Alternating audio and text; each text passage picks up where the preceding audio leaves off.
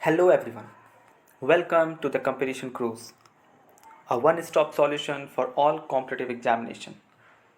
मेरा नाम है सौरभ और आज के एडिटोरियल सेशन में आप सबका स्वागत है। निजी कारणों से मैं पिछले कुछ दिनों से क्लासेस नहीं ले पा रहा था। आज से पुनः प्रतिदिन कक्षाएं शुरू हो रही हैं। मेरी कोशिश रहती है कि इस सेशन के द्वारा आप सभी के अंदर इंग्लिश के साथ साथ करंट टॉपिक की एग्ज़ाम रेलेवेंट जानकारी उपलब्ध कराई जाए। शुरू करते हैं आज का सेशन। आज के सेशन को शुरू करने से पहले हम एक मोटिवेशनल कोट को देखते हैं। डेविड गॉगिन्स अमेरिका के सील कमांडो हैं और अपने अद्भुत जुझारूपन के लिए पूरे विश्व में विख्यात हैं। मोटिवेशनल स्पीकर के तौर पे भी इनका बहुत ऊंचा नाम है।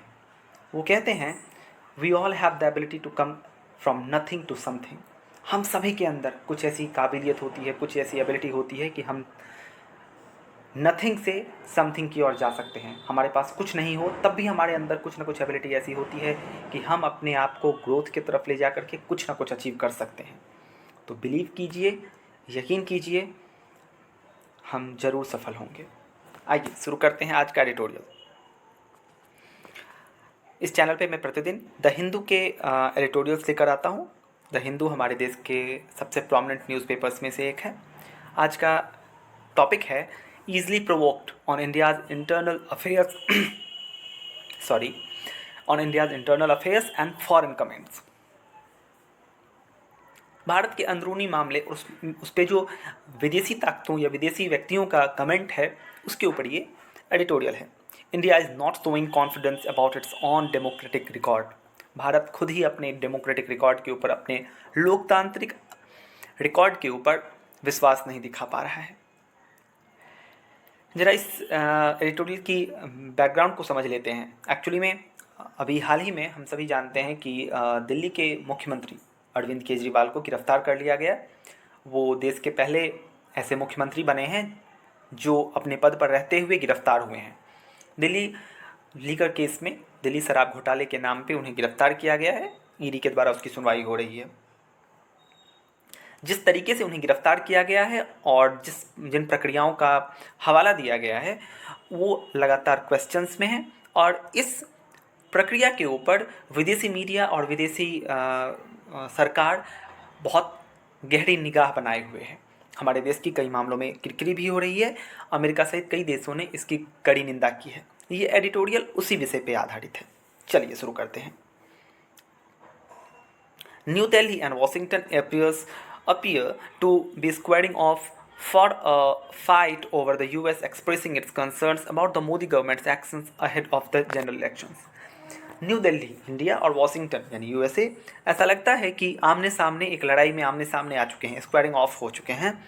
जब एक एक्सप्रेशन दिया गया है यूएस के द्वारा, यूएस ने एक्सप्रेस किया है कंसर्न, चिंता जाहिर की है मोदी गवर्नमेंट के उस एक्शन के ऊपर जो उसने जनरल इलेक्शन से पहले लिया है। हमारे देश में इलेक्शन होने वाले हैं, उससे जस्ट पहले जो एक्शन लिया गया है उसके ऊपर क्वेश्चन, चिंताएं प्रकट की गई हैं यूएस के द्वारा। After the US State Department spokesperson first made a comment on the arrest of Delhi Chief Minister Arvind Kejriwal, the Ministry of External Affairs summoned the acting Deputy Chief of the US mission in India and sternly called on the US to desist from interfering in India's internal affairs.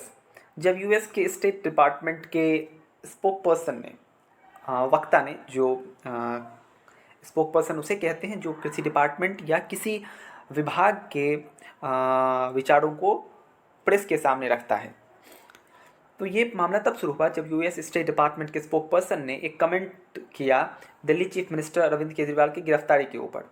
इस विषय में हमारा जो विदेश मंत्रालय है, minister of external affairs कौन है? एस जयशंकर हैं। ओके, तो उस मिनिस्ट्री ने समन किया यानी बुलावा भेजा। बुलाया, किसे बुलाया? एक्टिंग डेप्यूटी चीफ जो हैं यूएस के भारत मिशन के, यानी भारत में जो यूएस की एम्बेसी है, यूएस का जो भारत में दूतावास है, वहाँ पे एक्टिंग डेप्यूटी चीफ हैं। याद रखिएगा, एक्टिंग डेप्यूटी चीफ इसलिए यूज हुआ है क्योंकि भारत में अभी एम्बेसडर नहीं है, यूएस के एम्बेसडर भारत में नहीं है, तो एक्टिंग चीफ है वहाँ के। तो उन्हें बुलाया गया और उन्हें काफ़ी कठोरता से उन्हें कहा गया कि यूएस बचे, यूएस नहीं इंटरफेयर करे हमारे इंटरनल अफेयर्स में. Okay. A dressing down was also handed to a German diplomat for a similar statement by Germany. Sorry, एक स्टेटमेंट ऐसा ही इशू किया गया जर्मन डिप्लोमेट के ऊपर भी, क्योंकि जर्मनी ने भी ऐसा ही सिमिलर स्टेटमेंट दिया था. चलिए आगे बढ़ते हैं. However, while the German government appeared to tone down its remarks, subsequently the US administration seems to have doubled down. ऐसा लगता, जबकि जो जर्मनी का गवर्नमेंट है, ऐसा लगता है कि उसने अपनी आवाज़ धीमी कर ली है. विरोध प्रकट करने के बाद उसने अपने विरोध के स्वर को थोड़ा नीचा कर लिया है. लेकिन यूएस की जो एडमिनिस्ट्रेशन है, यूएस की जो सरकार है, उसने अपनी आवाज़ को और दोगुना कर दिया है, बढ़ा दिया है. Repeating statements on the need for fair, transparent, timely legal process. वो लगातार स्टेटमेंट दे रहे हैं कि एक उचित, ट्रांसपेरेंट यानी पारदर्शी और सही, टाइमली कानूनी प्रक्रिया का पालन किया जाए. And adding the freezing of the Congress parties accounts during the election campaign among states concern prompting yet another rebuke. ध्यान दीजिएगा, साथ ही साथ उसने एक चीज़ और ऐड कर दी है इस परेशानी के साथ कि भारत की जो मुख्य अपोजिशन पार्टी है कांग्रेस पार्टी, उसके बैंक अकाउंट्स को जो सीज किया गया है, फ्रीज कर दिया गया है. फ्रीज करना यानी रोक दिया गया है, यानी उस अकाउंट से पैसे नहीं निकाले जा सकते, वो भी इलेक्शन कैंपेन के दरमियान. इलेक्शन कैंपेन भारत में चूँकि जारी हो चुका है, उसके दरमियान उसके बीच में कांग्रेस पार्टी के अकाउंट्स को फ्रीज कर दिया गया है. ये एक और कंसर्न है, इसने भी बहुत विवाद उत्पन्न किया है. The US statement calling for the government are not new, and its concern over the Citizenship Amendment Act, farmers' protests, actions against NGOs, and legal actions against opposition politicians have been growing. जो आवाज़ है US के statement का भारत के government को criticise करते हुए, ये कोई नई बात नहीं है. उन्होंने कई सारे मामलों पर अपनी चिंताएं प्रकट की हैं. सिटीजनशिप अमेंडमेंट एक्ट के ऊपर फार्मर्स जो प्रोटेस्ट कर रहे थे, अभी हाल ही में पंजाब और हरियाणा के बहुत सारे फार्मर्स जो प्रोटेस्ट कर रहे हैं, उसके ऊपर जब एनजीओज़ के अगेंस्ट एक्शन इंडिया में लिया जाता है, उस मामले में भी जब ऑपोजिशन के पॉलिटिशियंस को कानूनी रूप से फंसाया जाता है या कानूनी एक्शंस उनके अगेंस्ट लिया जाता है, उस पर भी क्वेश्चन किया गया है. The Modi government may wish to introspect about whether any of these interventions are valid concern. यहाँ प्रश्न ये है कि मोदी गवर्नमेंट को ये इंट्रोस्पेक्ट करना पड़ेगा, अपने आप को देखना पड़ेगा कि क्या ये जो क्वेश्चंस उठाए जा रहे हैं, ये जो इंटरवेंशंस हो रहे हैं इंटरनेशनल लेवल पे, क्या ये वैलिड हैं, क्या ये चिंताएं वैलिड हैं, इसे देखना तो पड़ेगा ना. And it's may be of significance of to probe whether the brinkmanship is a symptom of a larger problem in the US India relationship. और साथ ही साथ ये भी देखना पड़ेगा कि इस तरह से जो इंटरफेरेंस हो रहा है इंटरनेशनल लेवल पे यानी यूएस की ओर से, तो क्या ये एक किसी बड़े प्रॉब्लम की तरफ इशारा कर रहा है? क्या हमारे यूएस के बीच कुछ और इशूज़ हैं जिसके कारण से यूएस लगातार क्वेश्चन उठा रहा है हमारे अन्य मामलों के ऊपर भी? ये इंट्रोस्पेक्ट करने की ज़रूरत है. चलिए आगे बढ़ते हैं. Since the US announced an indictment into an alleged assassination plot against a Khalistani separatist and Indian critic, Gurpatwant, extremely sorry for my words, Gurpatwant Singh Punnun, claiming a link to a top Indian national security officials, the quality of public engagement appears to have suffered a setback, even though trade, technology sharing and military and strategic cooperation remain strong. ध्यान दीजिएगा, अभी कुछ समय पहले ही Canada में एक pro Khalistan कहते हैं पंजाब को, जो एक अलग देश की मांग की गई है काफ़ी लंबे टाइम से, 1960s 70s से ये काफ़ी अपने पीक पे था, 80s में काफ़ी पीक पे था, धीरे धीरे वो कम हो गया. किंतु कनाडा में एक कुछ नेता ऐसे थे जो भारत में लगातार खालिस्तानी मूवमेंट को बढ़ावा दे रहे थे, जो बिल्कुल ही गलत है. किंतु एक खालिस्तानी ग्रुप के खालिस्तानी समर्थक नेता की हत्या हो जाती है कनाडा में, और कनाडा की सरकार कई सारे प्रूफ्स के साथ भारत सरकार पे ये ब्लेम लगाती है कि ये इंडियन सिक्योरिटी ऑफिशियल्स के द्वारा हुआ है. उसी के बाद कुछ समय के बाद उसी बीच में यूएस ने भी एक ऐसा कनेक्शन पाया कि उसके देश में एक खालिस्तानी सेपरेटिस्ट को मारने की कोशिश की गई थी और उसमें एक इंडियन को गिरफ्तार किया गया, एक इंडियन सिक्योरिटी ऑफिसर को गिरफ्तार भी किया गया कि उसने मारने की कोशिश की। ओके, तो ये सारी चीज़ें भी चल रही हैं भारत और यूएस के रिलेशंस के बीच में।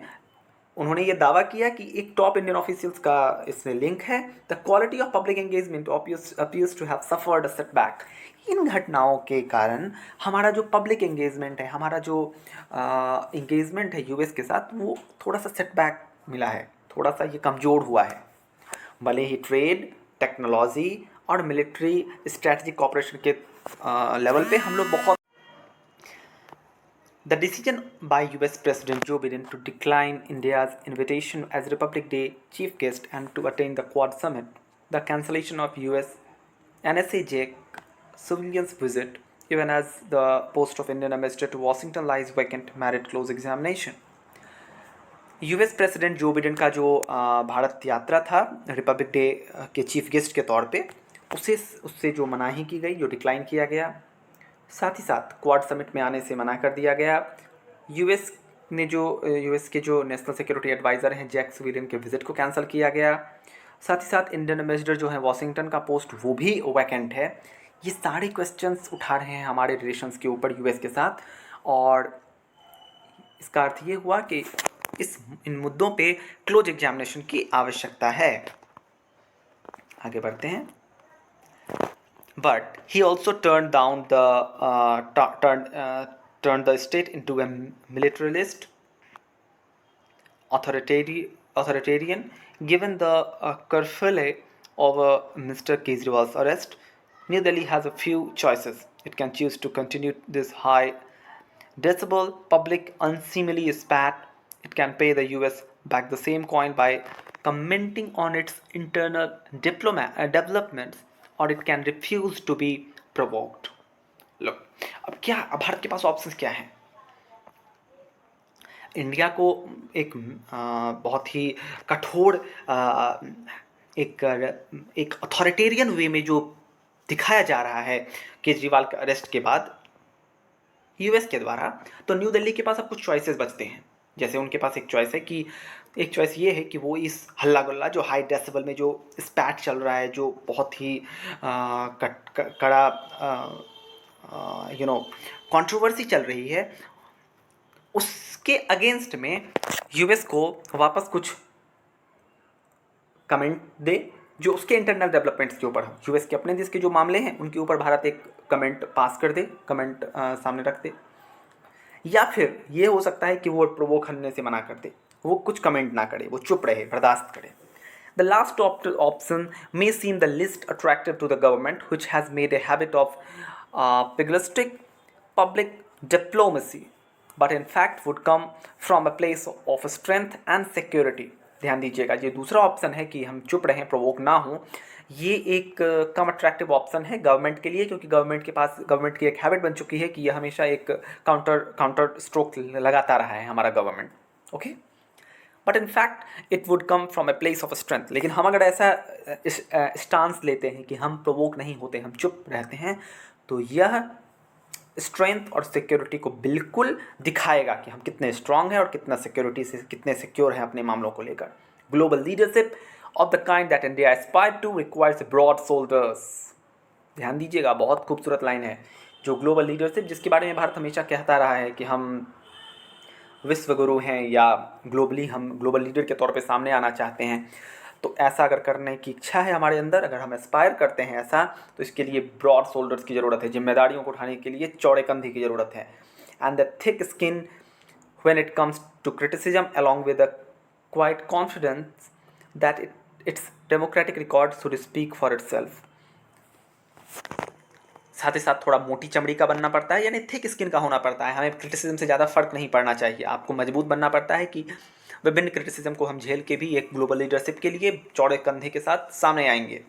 साथ ही साथ एक कॉन्फिडेंस भी दिखाना पड़ता है कि हमारा जो डेमोक्रेटिक रिकॉर्ड है वो खुद ही में एक स्टेटमेंट है, खुद ही में एक जवाब है दुनिया के लिए। हमें ऐसा काम करके दिखाना पड़ेगा। तो ये था आज का एडिटोरियल। आशा करता हूँ कि आप सभी लाभान्वित हुए होंगे। हमारे चैनल को प्लीज़ लाइक, शेयर और सब्सक्राइब कीजिए, अपने दोस्तों के साथ शेयर कीजिए। हमारे चैनल पे एग्ज़ाम रेलेवेंट सारी इन्फॉर्मेशन उपलब्ध कराई जाएगी। Thank you so much.